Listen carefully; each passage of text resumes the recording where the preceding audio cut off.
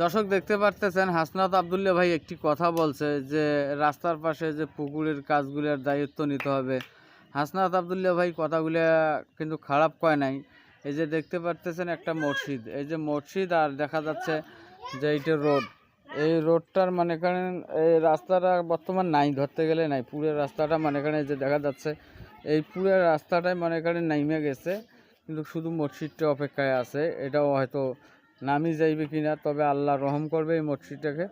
তা যাই হোক, আমরা মনে করি যে রাস্তার সাথে যে এই ডিগিটা যে বানাইছে, এই ডিগিটার সাইডে এই রাস্তাটা বাঁধ দেওয়ার একটা জরুরি প্রয়োজন।